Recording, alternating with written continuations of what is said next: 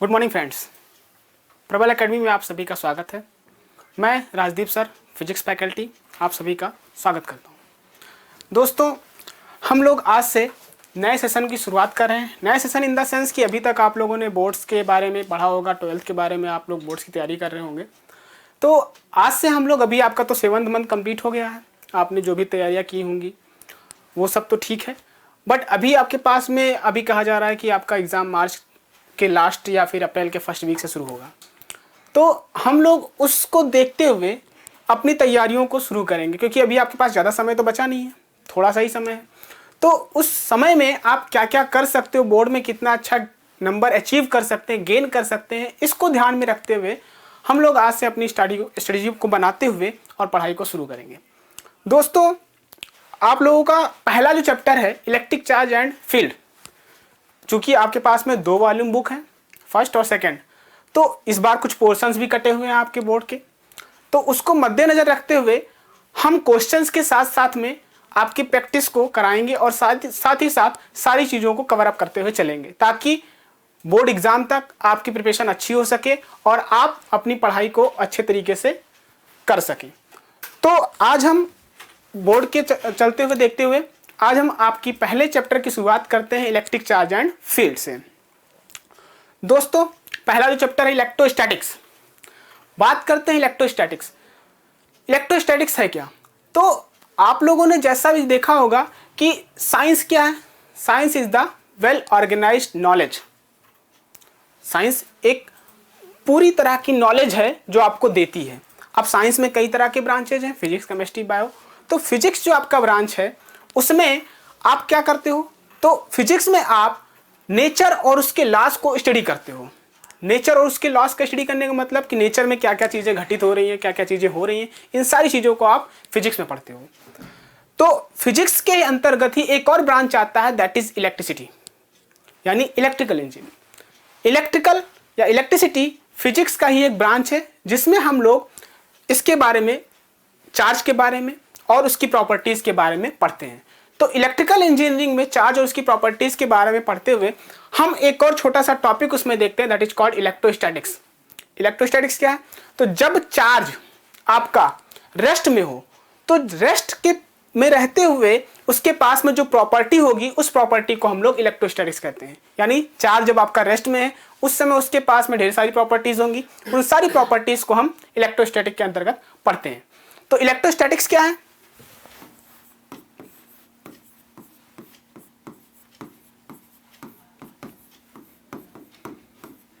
Electrostatics. It is a branch of physics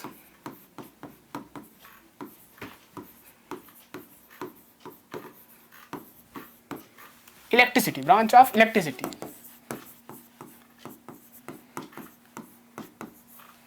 in which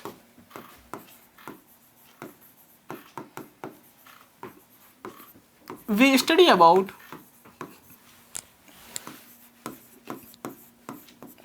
static charges. Static charge यानी कि charge आपका rest में हो। जब चार्ज रेस्ट में होगा, उस समय उसकी जो प्रॉपर्टी होगी उसकी हम स्टडी इलेक्ट्रोस्टैटिक्स में करते हैं। अब आपको पता है कि इस पूरे यूनिवर्स में 2 ही चीज़ें हैं, या तो मैटर या रेडिएशन।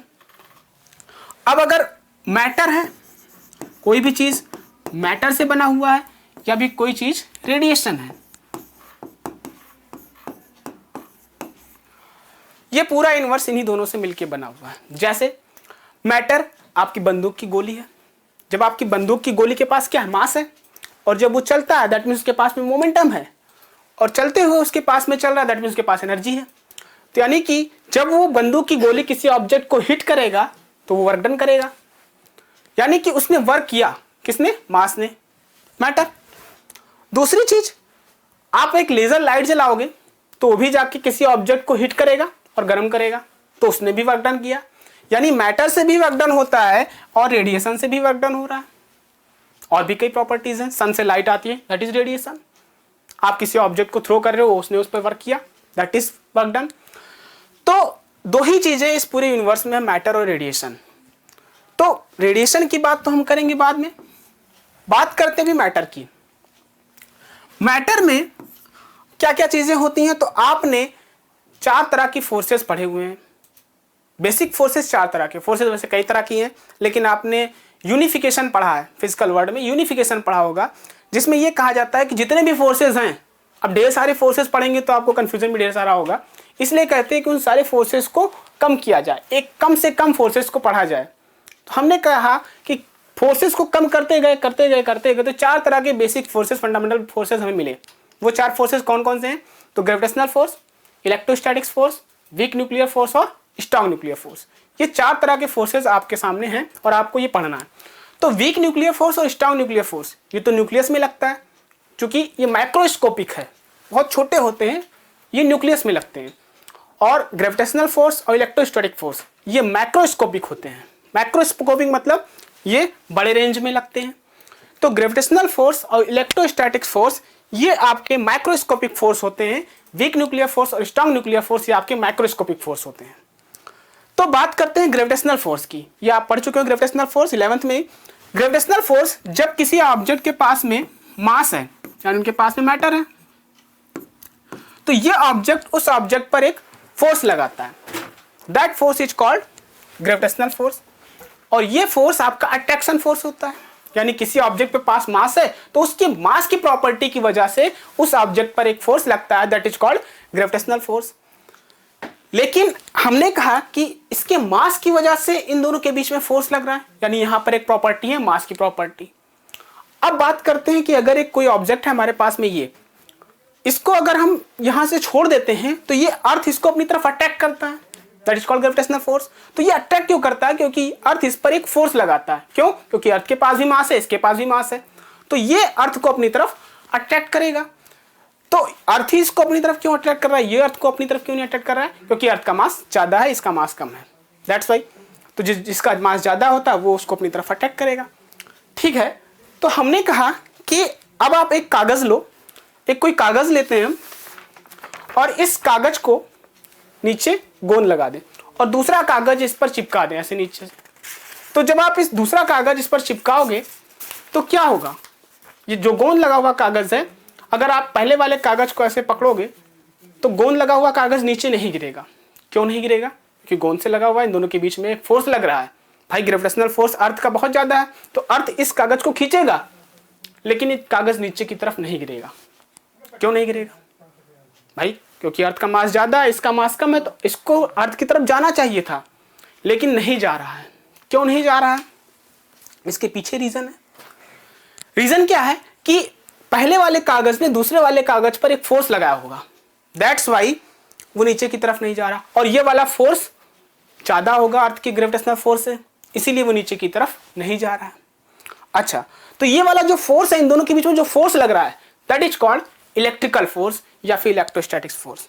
तो इसीलिए हमने कहा कि 4 तरह के फोर्सेज हैं, जिसमें आप ग्रेविटेशनल फोर्स पढ़ चुके हो, और दूसरा फोर्स जो इलेक्ट्रिकल फोर्स है, इलेक्ट्रोस्टैटिक्स फोर्स या इलेक्ट्रोमैग्नेटिक फोर्स, इसे हमें इस लेक्चर में पढ़ना है।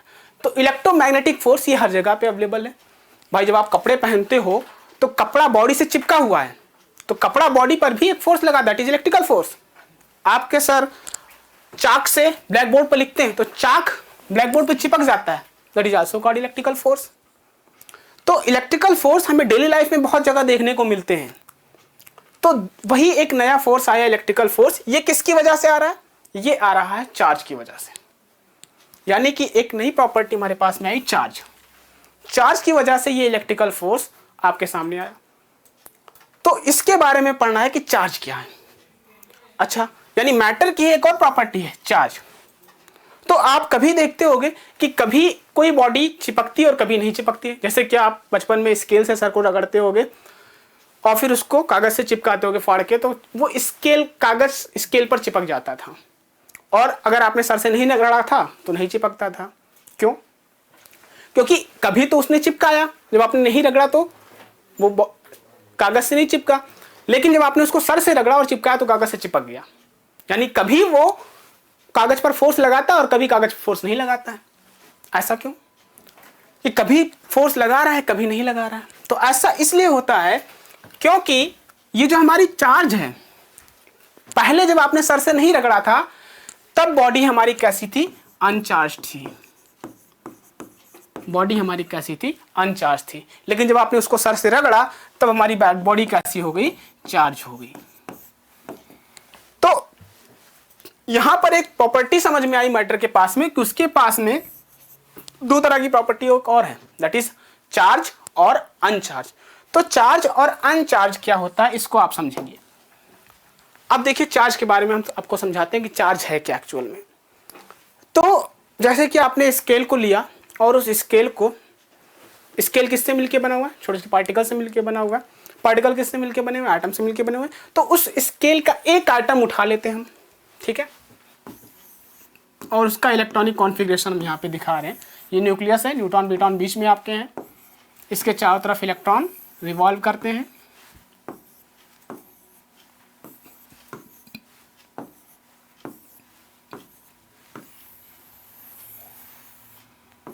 ये इलेक्ट्रॉनिक कॉन्फ़िगरेशन है 283, दैट इज एल्युमिनियम, एल्युमिनियम 13,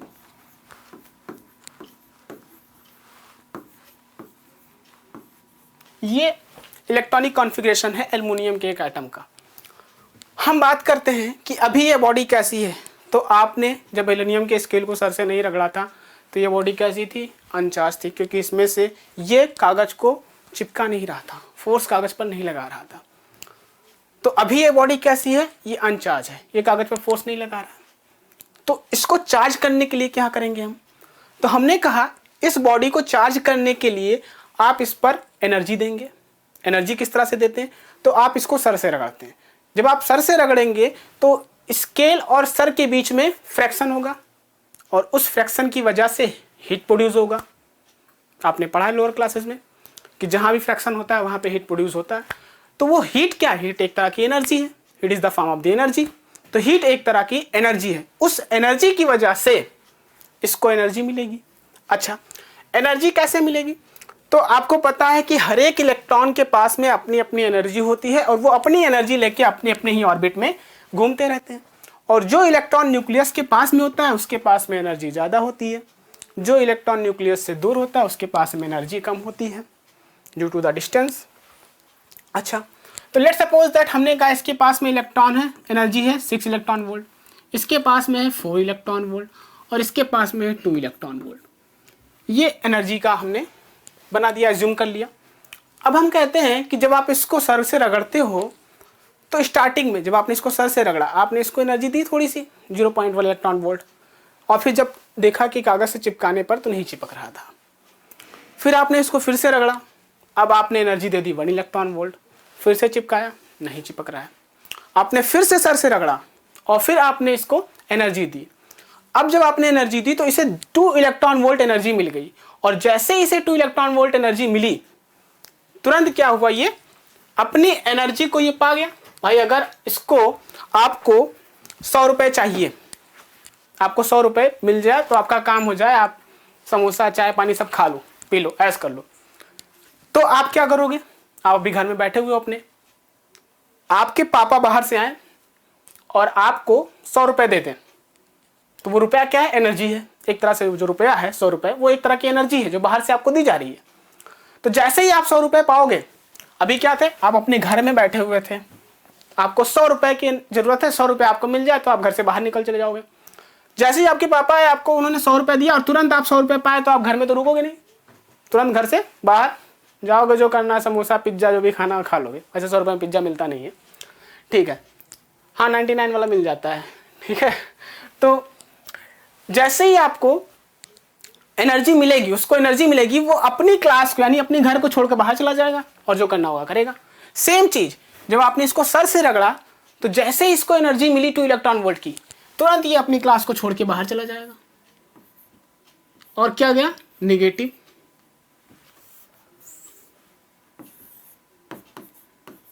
जब ये गया तो इलेक्ट्रॉन के पास कैसा चार्ज होता है, निगेटिव। तो निगेटिव को लेके वो बाहर चला गया, तो इसके पास में बचा क्या, पॉजिटिव। ये कैसा बचा, पॉजिटिव। तो लेके क्या गया था वो, निगेटिव, और इसके पास बचा क्या, पॉजिटिव। तो अभी ये बॉडी कैसी हो गई, चार्ज। ये बॉडी कैसी हो गई, चार्ज। कैसे चार्ज हुई, पॉजिटिवली चार्ज हो गई। तो यहां से आपका चार्ज निकल के आया। इसके पहले बॉडी कैसी थी, अनचार्ज, लेकिन जब आपने सर से रगड़ा और रगड़ने के बाद में यहाँ पे देखा तो आपकी बॉडी कैसी हो गई, चार्ज हो गई। अब दो तरह के चार्जेस हैं, एक पॉजिटिव एक नेगेटिव, अभी आगे बताएंगे कैसे। तो ये बॉडी चार्ज हुई, तो यहाँ से आपके चार्ज की डेफिनेशन निकल के आती है। अब इसके पास में, इस चार्ज बॉडी के पास में एक प्रॉपर्टी आ गई किसी चीज को अट्रैक्ट या रिपल करने की। अट्रैक्ट या रिपल कब और कहां कैसे होगा, तो ये हम देखते हैं। तो चार्ज की डेफिनेशन क्या होती है, charge is a fundamental property of an item. ये किसी आइटम की वो फंडामेंटल प्रॉपर्टी है, जब इसको इलेक्ट्रिक फील्ड, इलेक्ट्रोमैग्नेटिक फील्ड में रखते हैं तो ये एक फोर्स एक्सपीरियंस करता है। यानी charge is a fundamental property of an particle which experience a force when we placed it in a electromagnetic field. Clear है? अच्छा, तो चार्ज की डेफिनेशन आई थिंक आपको क्लियर हो गई होगी कि चार्ज है क्या। अब इसके बारे में, चार्ज के बारे में बेंजामिन फ्रैंकलिन ने अच्छे से बता दिया था। साइंटिस्ट हमारे बेंजामिन फ्रैंकलिन अपने काइट एक्सपेरिमेंट में उन्होंने इसके बारे में अच्छे से डिटेल में बताया कि भैया चार्ज कहाँ से आया, कैसे आया। काइट एक्सपेरिमेंट तो आपको पता ही होगा, लोअर क्लासेस में पढ़ा होगा, लेकिन अब काइट एक्सपेरिमेंट बताने के लिए इतना टाइम नहीं है हमारे पास में। तो चार्ज के बारे में हो गया। फिर बेंजामिन फ्रैंकलिन ने कहा कि भैया चार्ज कितने तरह के हैं, तो यहाँ पे हमने देखा दो तरह के चार्जेस थे। तो बेंजामिन फ्रैंकलिन ने चार्ज को कैटेगराइज किया, बताया कि there are two type of charges.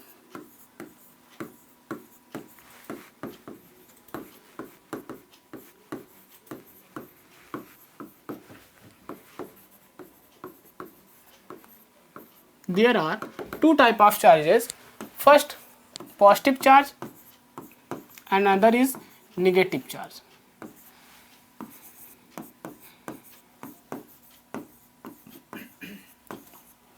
Benjamin Franklin ने दो तरह के चार्जेस बताए, एक पॉजिटिव चार्ज, एक negative charge.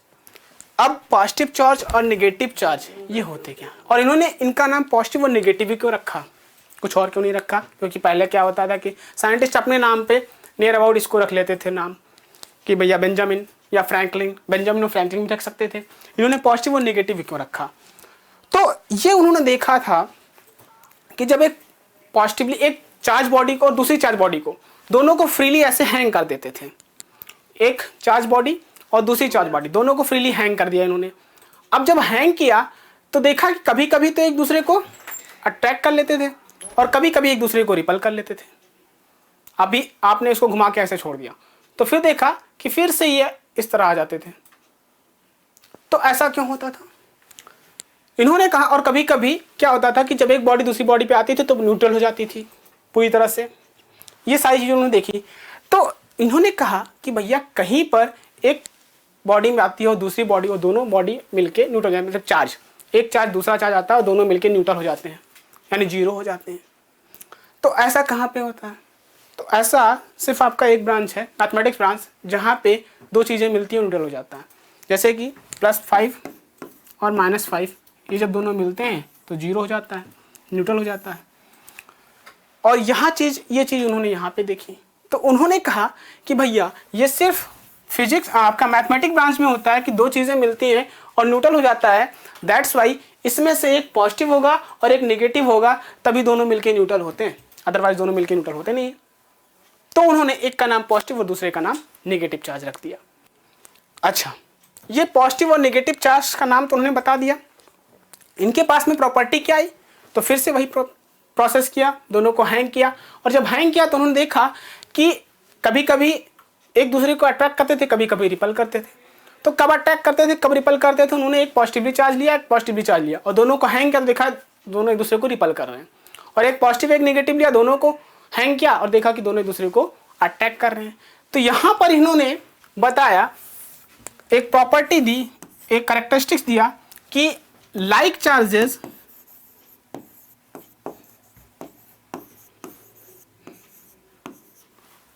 Ripple each other.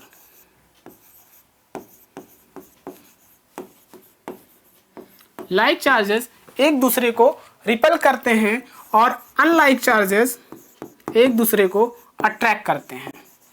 Unlike charges attract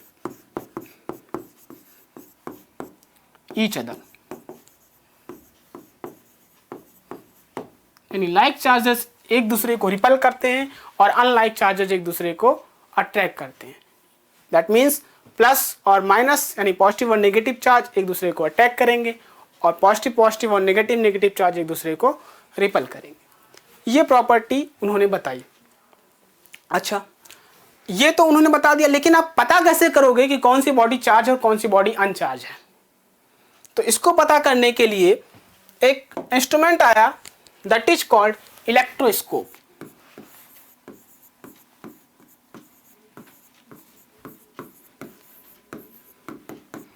electroscope ये क्या है? तो electroscope is a device which measure the charges, जो चार्ज को मेजर करती है, पता लगाती है कि कितना चार्ज है या कहाँ पे कैसा चार्ज है, पॉजिटिव चार्ज है या नेगेटिव चार्ज। तो इलेक्ट्रोस्कोप डिवाइस कैसी है? इसमें कुछ किया नहीं गया, एक आपका फॉइल लगाया गया, गोल्ड फॉइल, इस तरह से।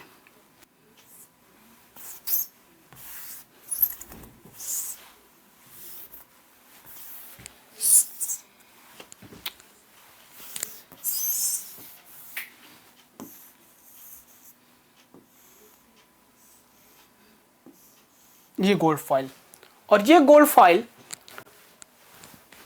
इतनी पतली होती है, जैसे आपकी सिल्वर पैकिंग करते हैं, जब आप सिल्वर फॉइल लगाते हैं, चांदी वाली फॉइल खाने के ऊपर या फिर देखते हो कि पतली फॉइल लगाती है, तो ये गोल्ड फॉइल थी, इतनी पतली थी। अब क्या किया, अगर इसको ऐसे एयर में रखते हैं तो भाई ये फॉइल इतनी पतली थी कि ये मूव करती, हिलती डुलती। तो क्या किया गया, इसे एक ग्लास ट्यूब में बंद कर दिया गया,